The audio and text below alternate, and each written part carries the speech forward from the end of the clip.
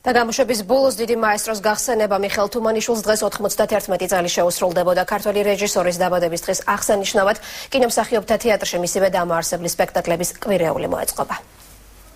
ჩემი პატარა ქალაქი კინომსახიობთა თეატრის ყველაზე ძველი სპექტაკლია.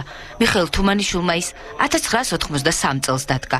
რამდენიმე წლის შემდეგ სპექტაკლი რეპერტუარიდან გაქრა, თუმცა რეჟისორის გარდაცვალების შემდეგ მისმა მოწაფეებმა წარმოდგენა აღადგინეს. პატარა ქალაქის მცხოვრებთა ისტორია დღეს მსახიობებმა მიხეილ თუმანიშვილის დაბადების დღეს მიუძღვნეს. საერთოდ ძველი სპექტაკლების თამაში მსახიობისთვის ძალიან ძნელია. რაღაცა სულ არის ეს მომენტი, რომ აი ხო არ ამოწურა თავისი თავი, მაგრამ აი ბატონ მიშას გენიალობა სწორედ ამაშიც არის, რომ მისი სპექტაკლები დღეს ზუსტად ისევე სუნთქავს, როგორც პრემიერის დღეს, ყოველ შემთხვევაში მაყურებელი მოდის და ახალგაზრდა თაობას გონია, რომ ეს ეხლახანს დაიდგა. რეჟისორის საფლავი დღეს არამხოლოდ მისი სახელობის თეატრის მოქმედმა მსახიობებმა მოინახულეს.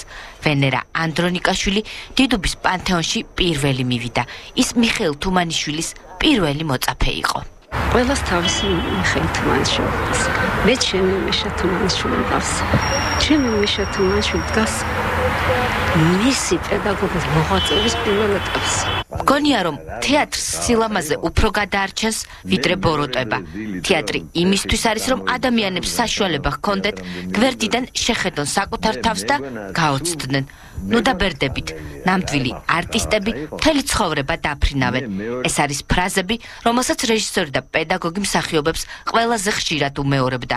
ბუნებრიობა სცენაზე რეჟისორის მთავარი მოთხოვნა იყო.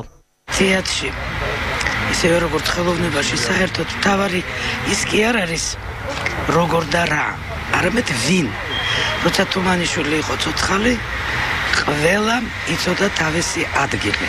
იმიტომ რომ ის იყო მეტრი და ამ შემთხვევაში ყველა შეეძლო თამამად ეთქვა, რომ ის რიგითობა დაცული იყო. რეჟისორის გარდაცვალების შემდეგ თუმანიშვილის სახელობის თეატრში დამკვიდრებული ტრადიცია არც წელს შეიცვლება.